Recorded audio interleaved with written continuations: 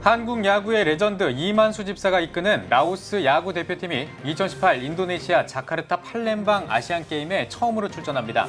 라오스 야구 대표팀의 유쾌한 도전 소식 전해드리겠습니다. 본격적인 단기 선교철을 맞아서 교회나 단체에서 해외 단기 선교를 준비하고 있습니다. 다른 지역에서 진행되는 만큼 위험성이 높은 해외 단기 선교, 어떤 위기관리법이 필요한지 알아봤습니다. 해외에서 광고를 통해 복음 확산에 앞장섰던 한 단체가 대한민국의 복음화를 선포하며 캠페인을 진행합니다. 국내 첫 광고 선교 캠페인의 성공을 바라는 마음이 모인 현장을 다녀왔습니다.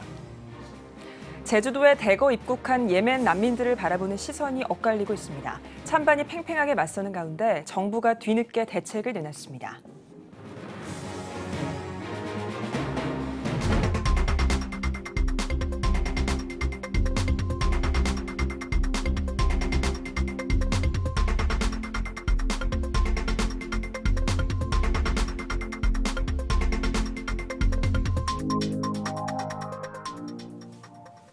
시청자 여러분 안녕하십니까? 7월 2일 월요일 CTS 뉴스입니다.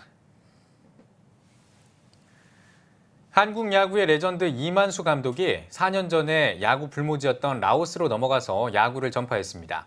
그가 이끄는 라오스 야구 대표팀이 우리나라에서 실전 경기를 치르고 있다고 하는데요. 불교 국가인 라오스에서 믿음의 도전을 이어가는 라오스 야구 대표팀 소식을 유현석 기자가 전해드립니다. 고양시 NH인재원. 제대로 된 야구장 하나 없는 라오스에서 꿈을 키운 뚱이.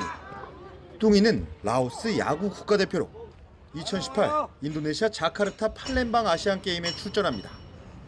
타석에 나서기 전 열심히 스트레칭을 하고 연신 배트를 휘두르며 연습에 매진합니다.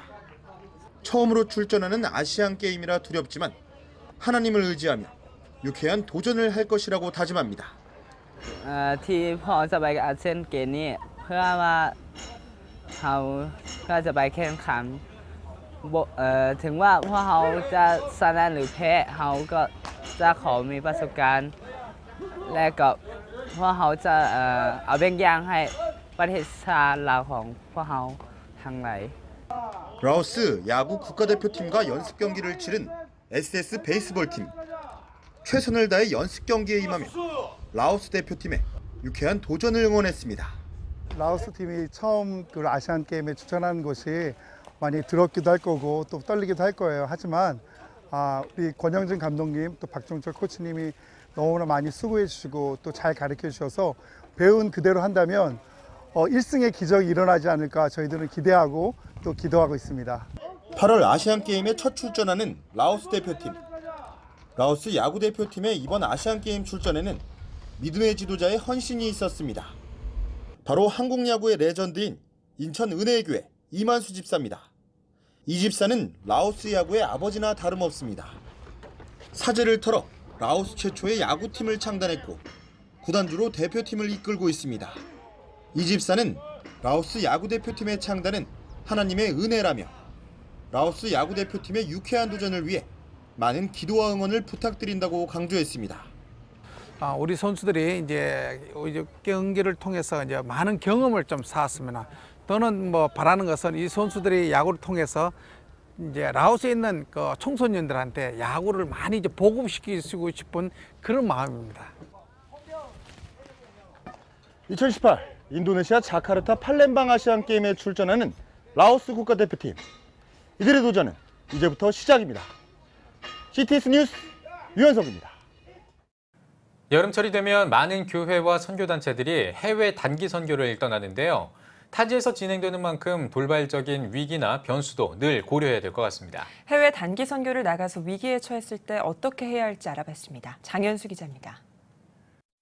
본격적인 단기 선교철이라고 할 수 있는 여름. 특히 해외 선교도 늘어나는 만큼 해외 단기 선교팀들의 위기 관리 능력이 필수적이라는 선교사들의 목소리가 높습니다. 선교 전문가들은 해외 단기 선교를 준비할 때 우선적으로 외교부와 사단법인 한국위기관리재단 홈페이지에서 선교 대상 국가의 위험 요소와 지켜야 할 행동 지침을 확인해야 한다고 강조합니다. 위기관리재단이라는 게 만들어져 있거든요. 그래서 한국위기관리재단에 들어가시면 인터넷에서 검색하면 바로 나오는데, 들어가시면 선교지에 가서 어떻게 행동해야 될지가 자세히 나와 있습니다. 또 모험심에 따른 즉흥적인 일정이나 과시적인 선교 행사는 금물이며 현지 선교사의 안내를 철저히 따라야 한다고 조언합니다. 위기 상황에 대처할 수 있도록 현지 선교사와 현지 대사관 등의 연락처를 모아놓은 비상연락망 제작도 필수라고 말합니다. 너무 위험한 곳은 가지 않는 게 좋습니다. 예, 준비 안 된 상태에서. 예, 그러니까 사역적으로 꼭 준비된 상태에서 위험한 곳으로 갈 수도 있겠지만 준비 안 된 상태에서 특히 단기 선교는 대부분 선교와 모신 걸 배우고 또 선교사하고 사역하러 가는 거기 때문에 너무 준비 안 된 상태에서 아무의 도움도 받지 않고 팀이 단독으로 들어가는 것은 스스로 위험을 자처하는 것입니다. 단기 선교팀이 사용하는 선교, 미션이란 단어가 위험을 초래할 수 있다는 지적도 있습니다. 이슬람 국가나 최근 정부의 반기독교적 성향이 드러나고 있는 중국, 인도 등의 국가에서는 기독교 용어에 반감을 표할 수도 있다는 것. 이에 선교 전문가들은 단기 선교팀 대신 단기 봉사팀이라는 용어를 사용하고 선교지에서 기독교 용어 사용을 줄이자고 권고했습니다. 나라들에서 아주 반기독교적인 그런 정책들을 수립하고 있는 또 시행하고 있는 나라들이 자꾸 늘어나기 때문에 서비스, 섬기는 이런 명칭 자체가 우리들에게 주는 그런 태도도 다르게 생각이 될 겁니다. 그래서 단기 봉사팀이라고 이렇게 불러주는 게 더 좋을 것 같고요. 타지에서 진행되는 만큼 변수가 많은 해외 단기 선교. 안전하게 복음을 전하기 위한 각별한 위기관리 능력이 요구되고 있습니다. CTS 뉴스 장현수입니다. 여러분은 무목교회라고 들어보셨습니까? 무목교회는 교회와 성도는 있지만 목회자가 없는 교회를 말하는데요. 일본 교회에서 심각하게 대두되고 있는 문제라고 합니다. 일본 교회 성도들이 고령화되고 다음 세대로 신앙이 계승되지 못하는 점 등이 문제의 원인으로 거론되고 있는데요. 최병희 기자가 일본 현지의 무목교회를 취재했습니다. 한 일본 선교단체의 지난 2015년 자료에 의하면 전체 일본의 복음화율은 대략 0.25% 정도로 추정하고 있습니다. 이처럼 일본의 낮은 복음화율은 어제 오늘의 문제는 아닐 텐데요. 최근 일본 교회는 또 다른 문제에 직면해 있습니다. 바로 무목교회가 그것입니다. 교회 건물과 성도는 있지만 목사가 없는 무목교회의 현상은 일본 교회의 존립을 위협하는 문제로 대두되고 있습니다. それから無牧であるということは教会にとっては異常な事態です。本来の状況ではありません。 일본 교회 성도들의 노령화와 목회 후보생과 신학생의 감소, 다음 세대 신앙 전수 부재 등 복합적인 이유로 인해 나타나고 있는 일본 무목교회 현상은 일본 개신교 교단 중 가장 오래된 역사를 가지고 있는 일본 그리스도 교회의 경우 20에서 30% 정도의 교회가 무목교회일 것으로 파악하고 있습니다. 日本の教会はですね、宣教師によって始まりました。しかし非常に急いでですね、宣教師からの自立ということを言ったわけです。日本人が日本人でやればいいんだということをあまりに言い過ぎたために、神の愛とか神の驚くべきね、やっぱりそういう福音をね、外から来るっていうところが見失われたんじゃないかということが一つ。 이러한 상황을 인식하고 있음에도 불구하고 현재 일본 교회로서는 어떠한 구체적인 대안을 찾을 수 없다는 것이 더욱 심각한 상황입니다. 当然ですね、その問題があるということは認識されています。でそれに対して何とかしなければならないということもいろいろ模索されていると思います。しかし、根本的な解決の道はなかなか見えていないのが現状ではないかと思うんです。そういう意味では非常にそういうことも閉ざされていますし。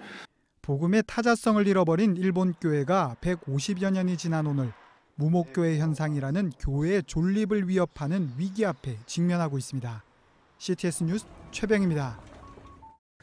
지난 2016년에 뉴욕 타임스 스퀘어에 복음 광고를 선보이면서 화제가 됐던 사단법인 복음의 전함이 이번에는 대한민국의 복음화를 선포하고 나섰습니다. 전국을 순회하면서 복음을 전하는 광고 캠페인을 진행한다는 건데요. 캠페인의 성공을 바라는 선포 예배 소식을 장현상 기자가 전해드립니다. 전 세계에 복음을 선보이기 위한 복음 광고 사역을 진행해온 사단법인 복음의 전함. 미국 뉴욕 타임스퀘어를 비롯한 전 세계 유명 도시에 복음의 메시지를 광고하는 이른바 6대주 광고 선교 캠페인은 예수님을 모르는 많은 사람들이 복음을 접할 수 있는 효율적인 수단으로 자리 잡았습니다. 6대주 광고 선교 캠페인을 성공리에 진행 중인 복음의 전함이 국내 첫 광고 선교 캠페인 대한민국을 전도하다를 전개합니다.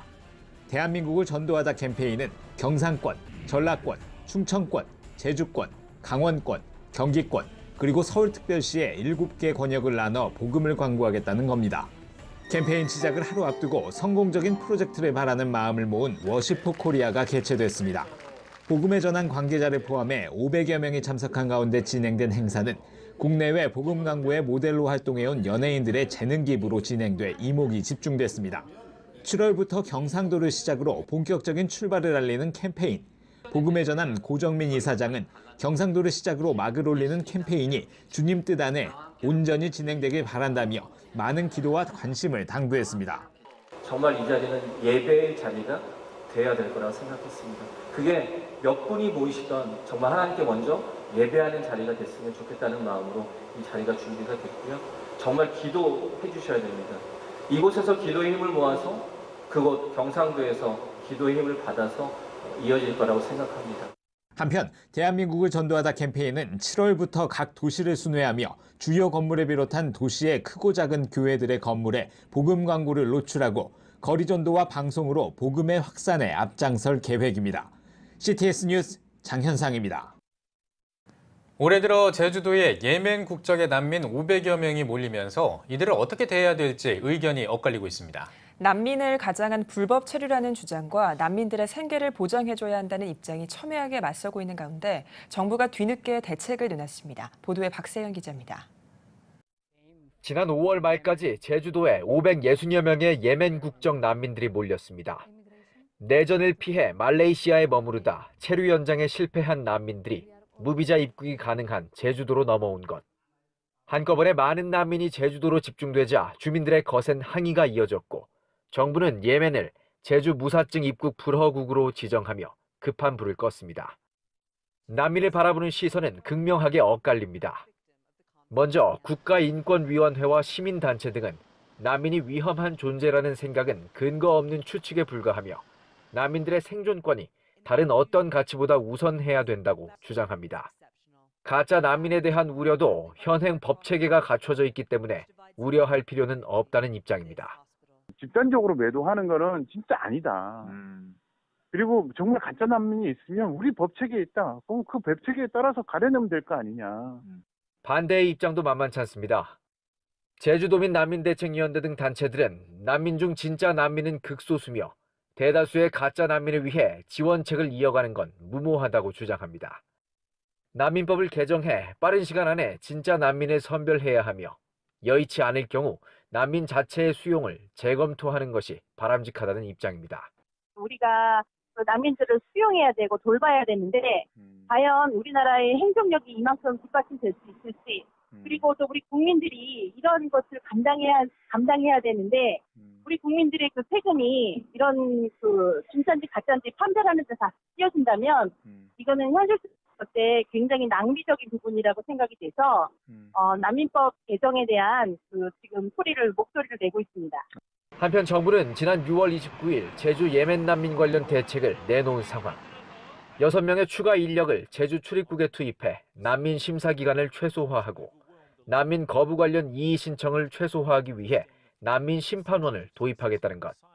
근본적으로는 난민법을 악용할 수 없는 근거 규정을 마련해 법을 개정해 나간다는 입장입니다. 국가적 문제로 성큼 다가온 대한민국의 난민 문제. 대립하는 입장 속 근본적인 해결책을 만들어 나갈 수 있을지 이목이 집중되고 있습니다. CTS 뉴스 박세현입니다.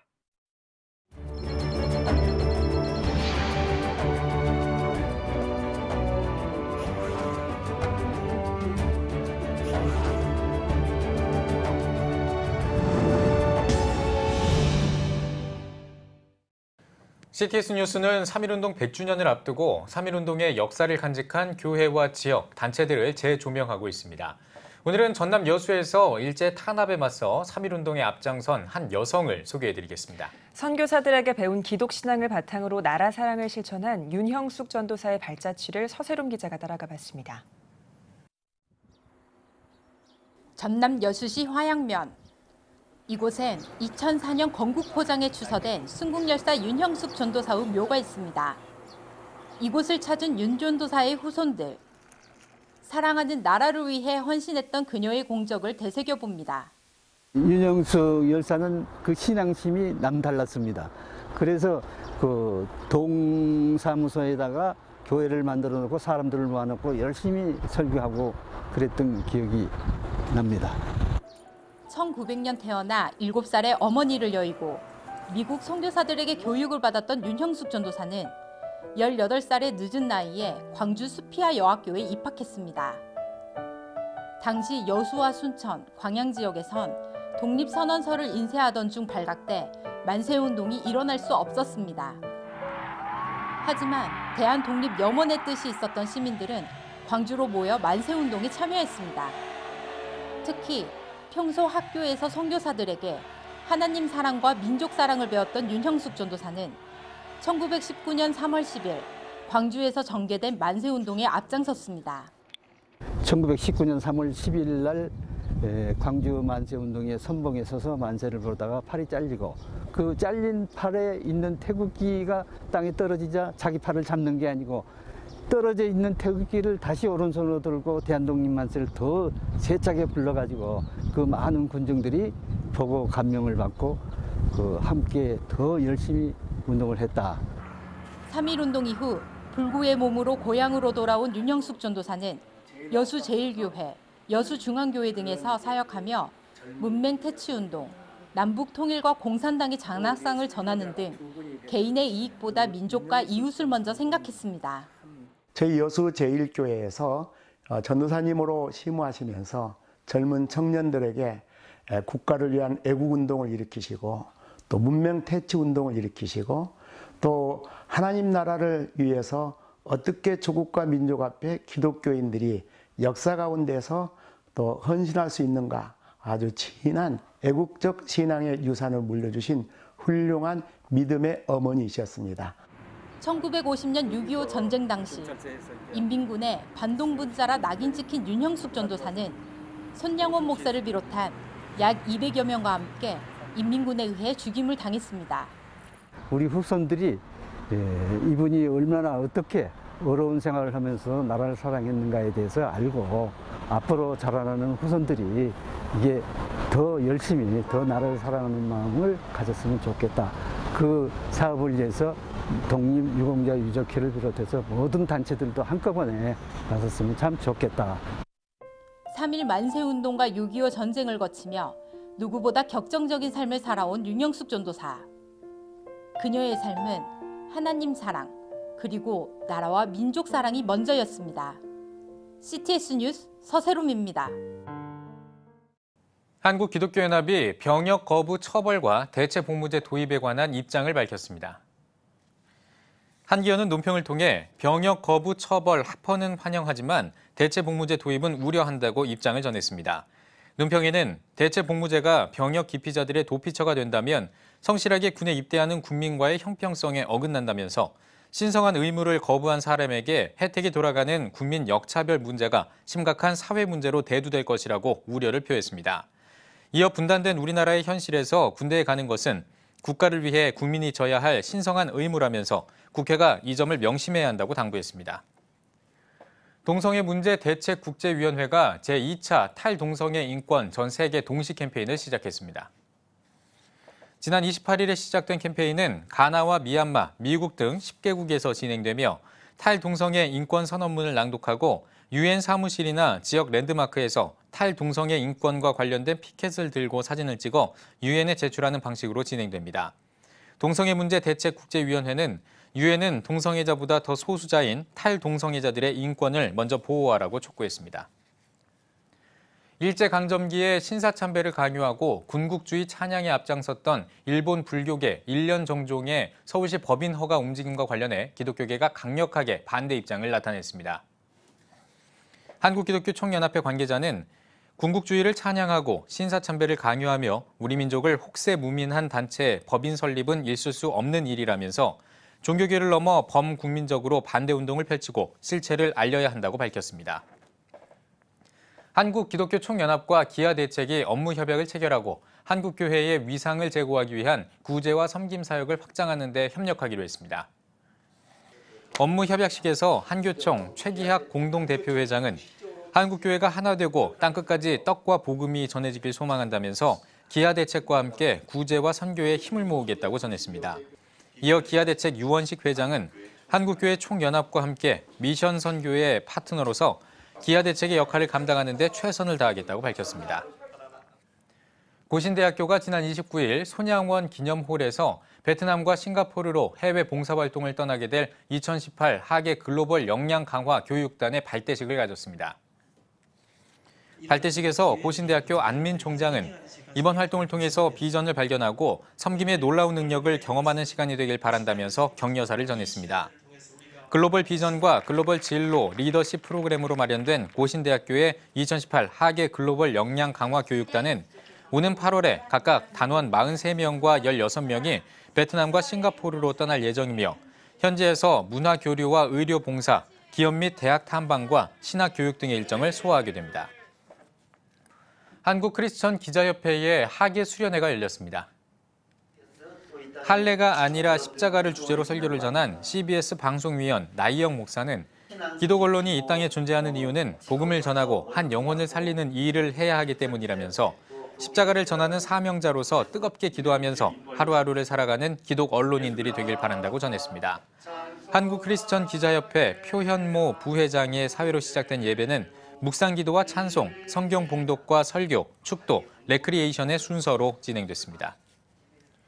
통일 한국을 위한 초인류 대한민국의 비전과 대안 포럼이 열렸습니다.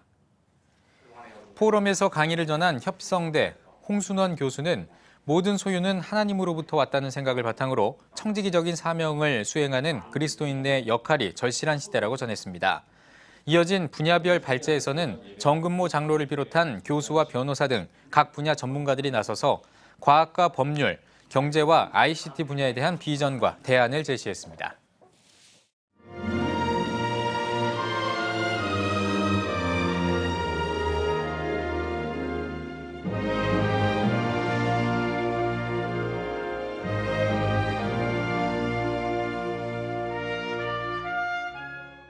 저는 1964년도에 대한예수교 장로회 신학대학을 졸업한 후에 목사가 되어서 한국에서 15년 그리고 미주 이민교회를 25년 도합 40년을 목회하고 은퇴를 했어요. 제가 실질적으로 호계리에서 느낀 얘기인데 처음에 제가 신학교를 졸업하고 호계리 갔어요. 그 동네 사람들이 인사를 하기 위해서 집사님을 모시고 이렇게 동네 어른들을 이렇게 찾아다니면 인사를 하는데 아주 집이 크고 포도밭도 많고 참 유지해요. 그리고 그 집에 문을 두들면서 계십니까? 내가 이 지역에 전도서로 왔기 때문에 어른님께 인사를 드리러 왔습니다. 그랬더니 그렇지 않아도 되는데 그래요.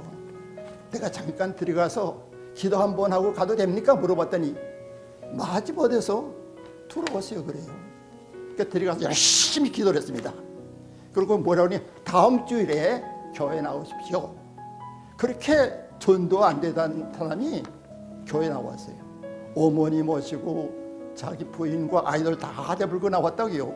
아무리 전도를 해도 안 믿은 사람이 어느 때가 되면 하나님이 그 마음을 감동시켜 주어서 별변치 않은 사람이 전도를 해도 거기에 순종하고 교회 나온다고 하는 것을 생각해 볼 때 때를 어떤지 어떠든지 열심히 주님의 종들은 전도하는 사명을 감당해야 된다 하는 것을 느껴볼 수 있었습니다.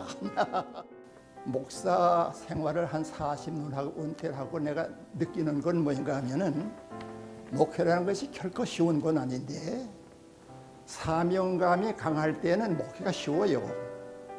내가 목사로 부름을 받았다는 그 자체만으로도 너무너무 감격스러운 삶을 살아갈 수가 있어요. 그리고 내가 사명감이 어떤 경우에 조금 약해지면 모든 걸 타산적으로 생각하게 되더라고요. 그런 힘이 들어요. 그래서 목사님들의 생활은 성령 충만하고 사명감이 추털할 때에는 목회처럼 더 좋은 것이 없어요. 한 40년 동안을 목회하고 느끼는 얘기는 사랑이라고 생각합니다. 목사가 교인들을 사랑하고 교인들이 목사를 사랑하고 또 성도들끼리 사랑한다고 하는 이것보다 더 교회가 지향할 수 있는 문제는 없다고 생각합니다.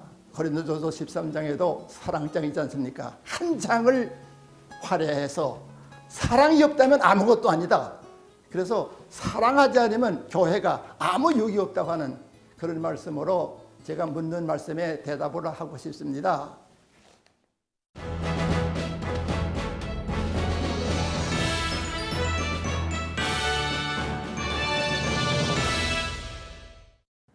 전국 각 지역별 네트워크 뉴스입니다.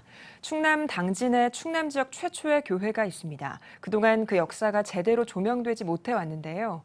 최근 당진 교계가 당진시 기독교 역사문화 교육사업회를 조직해서 다음 세대로 신앙의 유산을 물려줄 계획이라고 합니다. CTS 중부방송 이슬기 기자가 전해드립니다.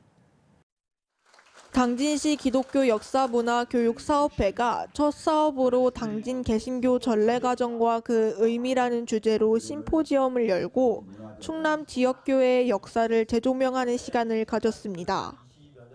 첫 발제자로 나선 광립교회 고성은 박사는 아펜젤러 선교사에게 복음을 접한 쌀장사 류제가 흉년의 고통을 당하던 백성들에게 쌀 2,000석을 나눠주고 지역 주민들의 추천으로 면천군수가 되면서 적극적으로 지역에 복음을 전파하고 지역 주민들에게 기독교의 우호적인 마음을 갖게 되는 중요한 역할을 했다고 전했습니다. 우리 내포 지역에서는 선교사들의 복음 전도가 아니라 복음을 주체적으로 수용했던 한국인들에 의해서 선교 활동이 진행이 되어집니다. 이러한 내포 선교의 출발지가 어디냐? 바로 면천이에요.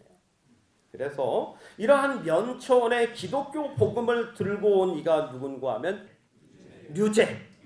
네. 이어 두 번째 발제자로 나선 백석대학교 기독교학부 성백걸 교수는 류제 군수를 통해 시작된 복음 전파가 덕산의 대천교회와 수촌교회로 이어져 충청 지역 신앙 공동체의 산파 역할을 했다고 강조하며 그 바탕에 섬김과 나눔의 정신이 컸던 것 같다고 전했습니다. 유재와 조원식이 1897년에 덕산에 설립한 대천교회와 수천교회는 충청 지역에서 출hiện 첫 개신교 교회들이었습니다. 즉 초기 당진 지역 신앙인들은 충청 지역의 첫 개신교 신앙 공동체들을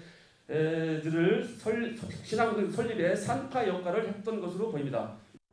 류제가 성경에서 말하는 사랑을 실천함으로 지역 주민들에게 선한 영향력을 끼쳤던 것처럼 영혼을 사랑하는 마음이 한국교회와 다음 세대에 전해지길 기대합니다. CTS 뉴스 이슬기입니다. 개혁신학연구회가 주최하는 서초원 교수 초청 강좌인 디모데 전후서 강의가 순천 대대교회에서 열렸습니다. 강사로 나선 전 총신대 신대원장 서초원 교수는 생명의 말씀을 끊임없이 전하는 목회자의 삶을 살길 바란다며 디모데 전후서를 원어와 비교하고 주회하는 시간을 가졌습니다.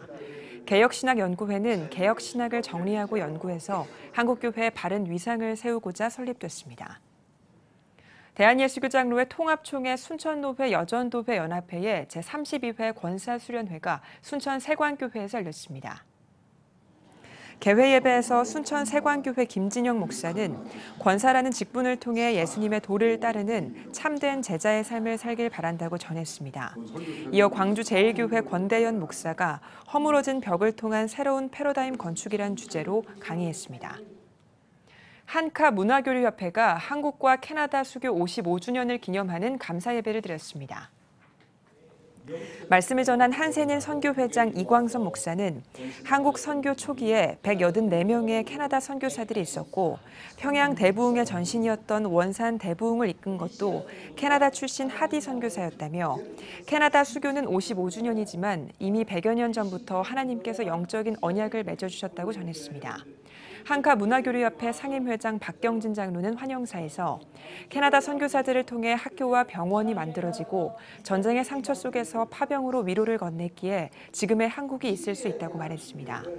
이어 전 과기부 장관 정근모 장로와 전 건국대학 부총장 류태영 장로의 격려사와 축사 등이 진행됐습니다.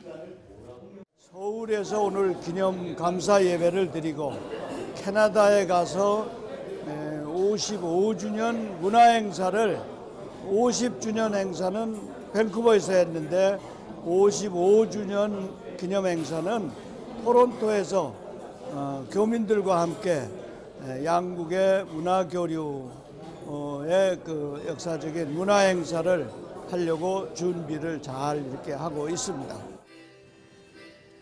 화순 전원교회가 새성전을 완공한 뒤 화순 동면중앙교회로 이름을 바꾸고 입당 감사 예배를 드렸습니다. 대한예수교 장로회 합동총회 전계현 총회장은 화재로 모든 것이 사라지는 어려움이 있었지만 하나님의 은혜를 덧입어 많은 교회와 성도들의 기도와 협력으로 새성전이 완공될 수 있었다며 교회가 지어지는 동안 더욱 굳건해진 하나님과 성경, 교회 중심의 신앙과 삶이 지속되길 바란다고 권면했습니다.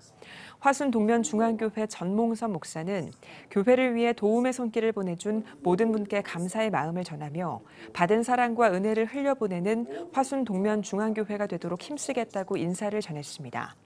화순 동면중앙교회 새성전은 연 건평 160제곱미터 규모로 건축됐으며 CTS 7000미라클을 비롯해 예장합동총회와 노회 그리고 교파를 초월한 한국교회 성도들의 도움으로 완공됐습니다. 제주 난민 문제 때문에 청와대 홈페이지에 청원이 올라와서 50만 명 넘는 국민이 참여했다고 합니다. 그만큼 국민들이 난민 문제에 큰 관심을 가지고 있다는 건데요. 백석대학교 장훈태 교수님과 함께 제주 난민 사태의 배경과 현황, 이에 관한 한국교회 역할에 대해서 이야기 나누겠습니다. CTS 뉴스 잠시 후에 뵙겠습니다.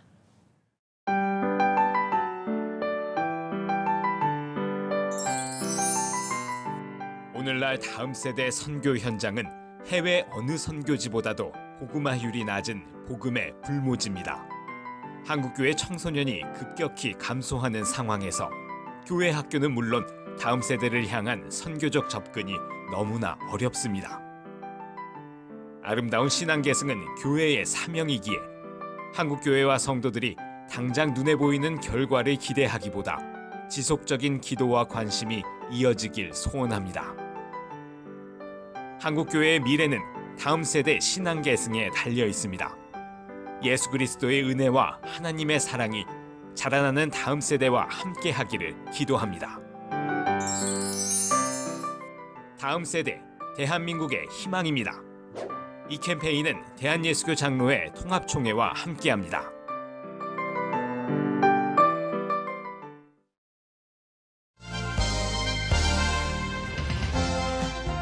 여러분은 지금 CTS 뉴스를 시청하고 계십니다. 얼마 전에 500명이 넘는 예멘인들이 제주도에 난민 신청을 했습니다. 이 소식이 알려지자 청와대 홈페이지에 국민청원이 올라와서 50만 명 넘는 사람들이 참여했습니다. 난민 문제에 대해서 인도주의적으로 난민을 수용해야 한다는 주장과 이슬람 확산과 테러 위험이 우려된다는 점 등 이견이 존재하는 상황입니다. 백석대학교 장훈태 교수님과 함께 한국교회 역할과 대응 방안에 대해서 말씀 나눠보겠습니다. 교수님 안녕하십니까? 반갑습니다. 예, 반갑습니다, 교수님. 자, 제주도에 500명 넘는 예멘 난민 신청이 있었습니다. 그리고 이와 관련해서 50만 명의 국민청원이 또 진행되기도 했고요. 참, 이 제주 난민 사태가 이게 왜 일어났고 그 배경과 또 지금 어떤 상황으로 지금 흘러가고 있는지 좀 설명해 주시죠. 네, 아주 그 중요한 시점에 이렇게 만나셔서 감사합니다. 예. 먼저 그 예멘을 좀 생각을 해봐야 될 것 같습니다. 예멘은 이제 사막에 있는 나라고 과거에는 참 아름다운 나라였습니다. 예. 지역에 따라서 좀 차이가 있지만 식량과 자원이 풍부했고 예. 석유도 한 30억 배럴 정도 되는 아주 풍부한 지하 자원이 좋은 그런 나라였는데 예. 문제는 이제 장기적인 그 독재 예. 그 정치와 그 다음에 이제 내전, 예. 종파 싸움이 그 내전을 이제 가져온 동기라고 할 수 있겠습니다. 예. 그로 인해서 이제 그 비극적인 원인들이 또 하나 있는데 그 이슬람 순위파 종주국인 사우디아라비아하고 예. 또 시아파의 종주국 이란하고 예. 두 나라가 이제 그 종파적으로 갈등을 겪으면서 예. 10개의 연합군들이 그 예멘을 공격하기 시작했어요. 그러면서부터 이제 4년간 지속되는 내전으로 인해서 예. 난민이 발생하게 되는데 그 난민이 발생하는 것도 중요하지만은 그 전쟁 속에서 한 13,000명 정도가 사망을 했어요. 예. 그리고 28만 명 정도의 난민이 발생하게 된 거죠. 예. 이 사람들은 이제 유럽이나 또 아시아나 미국이나 여러 지역으로 흩어지게 되는데 그런 와중에서 또 한 가지는 2017년 6월부터 11월 달까지 전염병이 이제 돌아다닌 거예요. 콜레라가. 예. 도저히 그 나라에서 살 수가 없었죠. 그러니까 역사의 문명이고 그 인도양의 교류 문명임에도 불구하고 이런 비극적인 일들이 이렇게 생겼다는 것은 지구상의 하나의 재앙이 아닌가 그렇게 생각합니다. 예. 거기에다가 이제 또 외세의 침입이 매우 강렬했고 또 이러면서 이제 난민 출발로 인해서 전 세계가 같이 고통을 겪는 그런 시대적인 사건이 되었다고 볼 수 있겠습니다. 네. 우리나라가 국제난민협약에 가입도 했고 2013년부터는 난민법을 시행하고 있습니다. 그럼에도 불구하고 여전히 이 난민들을 바라보는 시각이 참 다양한데요. 이런 입장 차이가 나타나는 이유가 좀 뭘까요? 뭐 생각의 차이, 관점의 차이라고도 할 수 있겠지만은 먼저 이 찬성하는 사람 또 반대하는 사람도 의견이 분분해서 청와대 한 50만 명 정도 올라가지 않았나 그렇게 생각합니다. 근데 먼저는 이제 찬성하는 사람들 대부분은 인간으로서 한 인격체로 보호받을 수 있는 권리가 있지 않느냐 그런 문제가 있고 또 하나는 이제 국제법상 난민보호법이라는 것이 있기 때문에 모두가 다 보호받아야 될 이유가 있고 또 인권에 대한 문제로 볼 때 인도주의적인 지원을 강조해야 된다. 모든 건 거두절미하고 그렇게 이야기를 하죠. 그러나 이제 반대하는 사람들은 이제 아무래도 이 사람들이 오면 처음엔 조용하겠지만 나중에 개토화가 형성되고 그렇게 되면 이제 지역사회에 불안 요소가 되면서 테러 위험도 있고 또 어떤 특정 종교의 그 집단적인 그 체제가 이루어질 것이 아니냐. 한 명이 들어오면 50명 정도가 들어올 수 있다는 거죠. 이런 그 두려움 때문에 반대하는 경우가 참 많습니다. 결과적으로 보면은 이런 두려움과 그 치안 불안은 다음 세대 자녀들에게까지 이어지고 또 기독교인들이 특별히 반대를 많이 하는데 그런 선교 한국인데 앞으로 이 사람들이 전체적으로 지배할 경우에는 한국에 선교가 잘 이루어지겠느냐, 제2 선교가 불가능하지 않겠느냐 이런 두려움 때문에도 반대하지 않나 그렇게 생각합니다. 예, 그렇군요. 이 양측 입장에 대해서 좀 개략적으로 들어봤는데요. 그렇다면은 이 제주 난민 사태를 보는 우리 그 교수님의 견해는 어떤지 좀 여쭙고 싶습니다. 극명한 시각차가 좀 있겠지만은 네, 저는 개인적으로 여러 나라를 이렇게 돌아본 결과 조금 쉽게 수용해야 될 문제가 아니라고 생각을 합니다. 왜 그러냐면은 영국의 요크 같은 경우를 보면 그 이슬람 사람들이 거주하기 시작하면서 자체적인 폴리스를 형성하고 정부의 행정적인 지도를 받지 않습니다. 결국은 그 이슬람 개토화 현상이 요크에서도 일어났고 또 런던이 그렇게 좀 가고 있고 레바논이 과거에 기독교 국가였다가 이슬람 난민 받아들였다가 전체적으로 좀 이슬람이 지배적인 곳이 됐고 여러 이제 이런 사례들을 볼 때 조금 인간적인 입장에서는 좀 안타깝고 안쓰럽지만은 냉정한 마음을 가지고 좀 서서히 스탠바이 하고 또 그들에 대한 정확한 리서치와 분석을 한 다음에 수용하는 것도 좀 고려해야 되지 않겠나 이렇게 생각을 합니다. 네, 교수님의 의견까지 들어봤는데요. 사실 난민 문제는 몇 년 전부터 해외 여러 나라에서 이슈가 돼 왔는데 유럽을 포함해서 난민에 대해서 전 세계적으로 좀 어떻게 대응하고 있는 추세인가요? 이거는 참 그 오래됐다고 볼 수 있어요. 그 제1차 세계대전이 일어났을 때도 전쟁으로 인한 난민이 발생했고 또 중간중간 기후변화나 또 어떤 지진에 의해서도 난민이 생기고 그리고 또 2차 세계대전에도 발생했고 이러면서 지금까지 난민으로 생활하는 사람도 많이 있습니다. 그러나 이제 이 아랍의 봄 이후에 2011년 아랍의 봄 이후에 중동 난민이 발생하면서부터 전 세계적으로 이슈가 되고 관심을 갖게 되었다라고 이렇게 볼 수 있겠습니다. 그런데 이제 2011년부터 발생한 난민들은 2017년에 오면서 전 세계적으로 6,850만 명 정도 엄청난 숫자가 이제 자기 고국을 떠나서 고향을 떠나서 방황하게 되는데 그렇게 방황을 함에도 불구하고 난민 가입에 든 전 세계 144개 국가에서도 다 수용을 하지 않습니다. 그러니까 이제 이런 것은 이제 왜 그러냐? 여러 가지 문제가 있어요. 첫째는 내부적인 갈등의 요인도 있고 국가 재정에 대한 문제도 있고 정치적인 문제가 있고 국제 관계에 대한 문제도 있습니다. 결국에는 이제 그 강대국들의 이권에도 문제가 있기 때문에 이 난민 문제는 쉽게 해결될 수 있는 것은 아니라고 생각해요. 예. 그러나 이 문제는 앞으로도 계속해서 발생할 우려가 있다는 것을 염두에 두고 우리나라도 이 점에 대해서 법과 또 사회적인 것과 교회의 모든 것이 준비되어야 되지 않겠냐 이렇게 보고 있습니다. 예. 이거 말씀해 주신 것처럼 뭐 난민 문제가 그렇게 쉽게 풀릴 것 같지도 않고요. 또 이제 몇 년 전부터 이제 지속되어 왔던 어떤 그런 문제이기 때문에 쉽게 이렇게 풀릴 어떤 기미가 보이지는 않긴 한데 혹시 그 해외 사례 중에 난민, 그러니까 저희가 지금 접하는 뉴스들은 난민이 들어와서 약간 이슬람화돼서 어떤 테러가 일어났다든지 혹은 안 좋은 그런 뉴스들이 많이 나오지 않습니까? 혹시 난민들을 받아들여서 어떤 좀 좋은 사례가 있었던 게 있던가 좀 궁금합니다. 그러니까 그런 게 있나요? 예, 그런 것은 이제 그 독일에서 그러니까 동독이제 과거로 말하면 그쪽에서 한국인 선교사님들이 난민 사역을 주로 많이 하시는데 정말 그 교회 안에 들어와서 먹고 자고 좀 이렇게 지내다 보면은 그 성품이 변화되는 경우도 좀 있기는 해요. 그러나 이제 일부 거칠은 사람들, 난민들 가운데 배가 고프고 좀 대우받지 못하고 차별을 받기 때문에 폭력을 행하거나 또 여성에 대한 성폭행을 하거나 불미스러운 일도 발생하기도 하죠. 한 가지 예를 들면은 이제 2013년에 제가 남부 마르세유 프랑스에 방문했을 때 보니까 그쪽에는 이제 주로 북아프리카에서 많이 오는 난민들이 많았어요.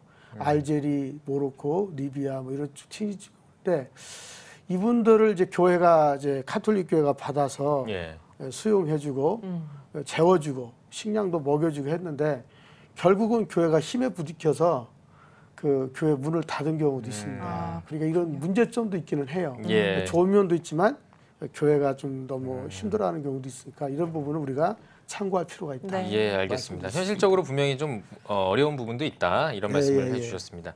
자, 그렇다면은 이 난민 문제에 대해서 뭐 한국 교회 그리고 이제 한국도 이제 난민 문제에 대해서 이제 뭐 이렇게 약간 동떨어져 있는 게 아니라 제주도에 이제 이런 일도 있었고요. 한국 교회 그리고 기독교인들 어떻게 이제 이 난민 문제에 좀 대처를 해야 될 것 같습니까? 한마디로 말해서 뭐 보는 시각에 따라서 좀 차이가 있을 수 있겠죠. 어떤 관점에서 이제 난민을 바라보느냐 하는 문제인데 이 문제는 여러 가지 그 의견들이 나올 수 있어요. 그러나 이제 그리스도인으로서는 첫 번째 하나님의 관점에서 그들을 봐야 되는데 하나님께서 내 아이들의 음성이 들리는구나 이런 창세기에 있는 말씀처럼 보는데 아무래도 이제 이 사람들이 들어오게 되면 개토화가 되지 않을까 하는 우려가 있죠. 예를 들면 이제 한남동 이슬람 사원 있는 지역이 좀 사원을 중심으로 해서 이슬람 사람들이 상업을 하고 또 거주하고 하다 보니까 일반인들이 이제 쉽게 들어가기가 무서운 두려움을 갖는 것도 이제 하나의 우리들의 생각의 문제겠죠. 또 잘못하면 선입관점도 있고 그런 문제가 있고 또 하나는 이제 체계적인 정치적인 거나 이 정책을 수립할 때까지 긴 시간이 필요하다는 거예요. 섣불리 덤벼드는 것보다 냉정함을 가지고 차분하게 그들을 바라보고 준비하는 것도 우리에게 필요하고 또 이것이 이제 문제점이 될 경우에는 난민들이 많이 와서 이제 제3대 직업을 많이 차지하면 한국 젊은이들이 이 직업을 선택할 수 있는 기회가 좁아지지 않게 하는 이런 문제점 때문에 이제 기독교나 일반인들이 상당히 우려하고 있는 부분 중에 하나라고 볼 수 있겠습니다. 한국교회가 이주민 근로자나 다문화 가정을 대상으로 다문화 사역을 되게 오랜 기간 해왔는데 현황은 어떤지도 궁금하고요. 혹시 난민들을 위한 사역도 있었는지 이 부분도 좀 궁금합니다. 다문화 사역에 대해서는 이제 그 구체적으로 각 지역마다 교회마다 또 정부가 적극적으로 지원해서 많이 하고 있는데 그 가운데 들어와 있는 난민들에 대해서는 교회라든지 사회기관이 그렇게 많이 활동한 것 같지는 않습니다. 조금 미비한 상황인 것 같은데 아무래도 한국교회가 이제 거시적인 차원이나 아니 우주적인 차원에서 본다면 그들도 하나님의 형상을 가진 사람이다. 그 한 영혼을 생각한다고 하면 진정한 그 보살핌을 해야 되겠죠. 쉽게 말하면 삶에서 신앙으로, 신앙에서 삶으로 이런 모습을 보여준다면은 그들이 그리스도인의 삶을 보고 변화될 수 있겠지만 자기들의 유익을 위해서 왔다가 가고 한다면 이거는 참 어렵지 않나 이렇게 생각하고 그래서 이런 그 난민과 다문화를 같이 엮어서 이제 한 것은 그렇게 많지 않다고 볼 수 있겠습니다. 예, 알겠습니다. 네.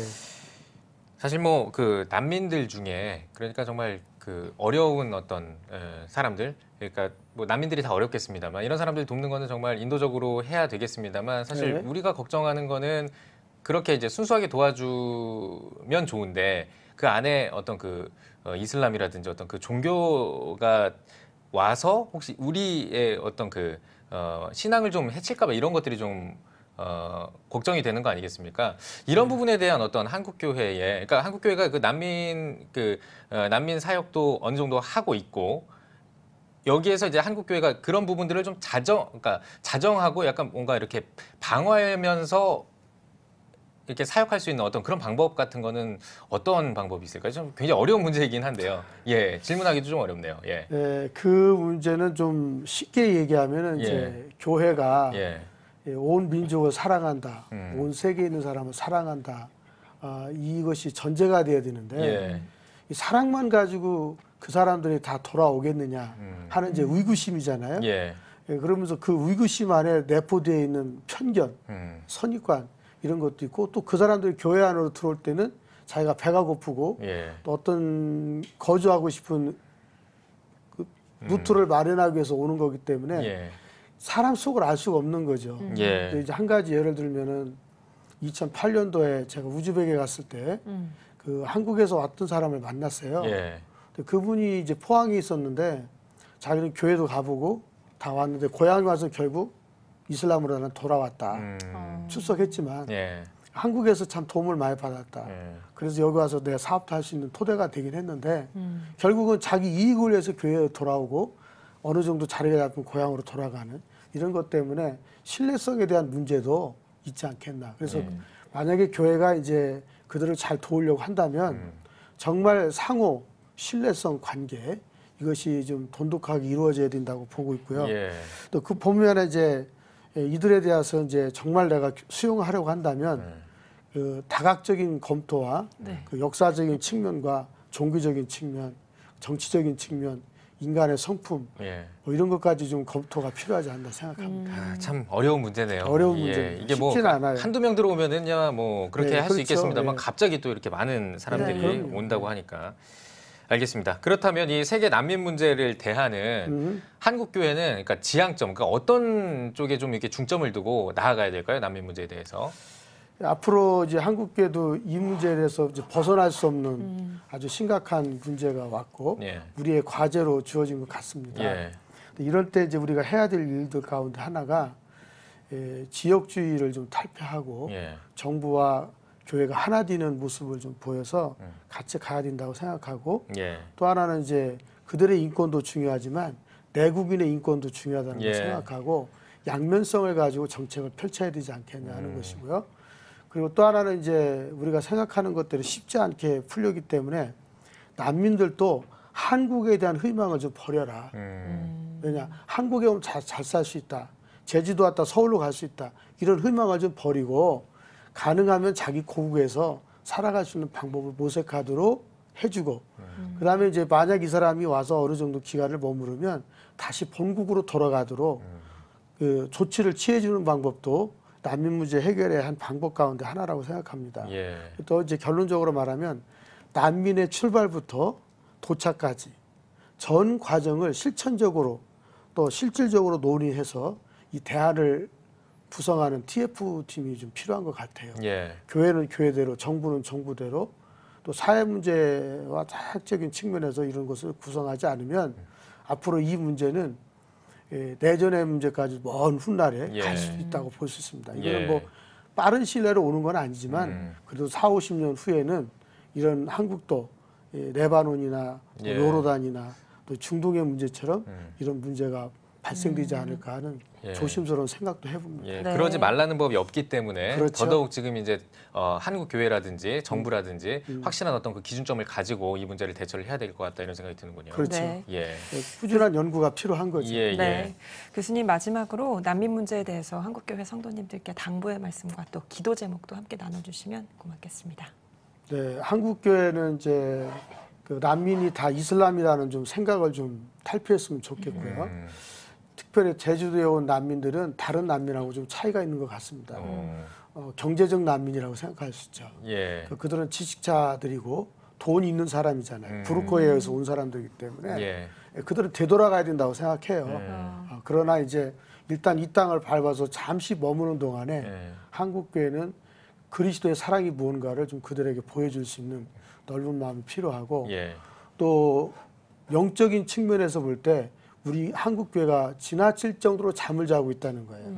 목회자와 신학자, 또 신학교, 신학생, 또 이 사역하는 사람들이 좀 더 말씀에 가까이 가서 하나님의 말씀을 듣고 또 듣고 들어서 그 말씀을 좀 실천하고 또 이렇게 해서 기도를 좀 많이 해서 우리나라가 다시 한번 평양 대부흥 일어난 것처럼 다시 소생하는 희망 있는 국가가 됐으면 좋겠습니다. 예, 알겠습니다. 오늘 뉴스 보기 시간에는 백석대학교 장훈태 교수님과 이야기 나눠봤습니다. 교수님 오늘 귀한 말씀 고맙습니다. 네, 고맙습니다.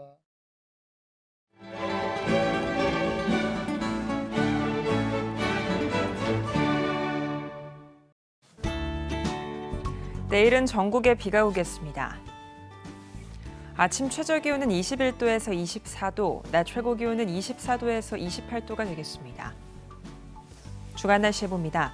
장마 전선의 영향으로 5일은 충남과 남부지방, 6일은 전남과 경남, 5일부터 7일까지는 제주도, 그리고 9일은 중부지방에 비가 오겠습니다.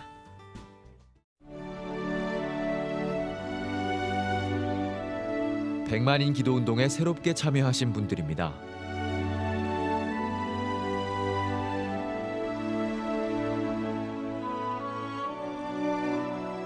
백만인 기도운동을 통해 보내주신 후원금은 국내는 물론 전 세계를 향한 CTS의 영상 선교 사역을 위해 소중하게 쓰이고 있습니다.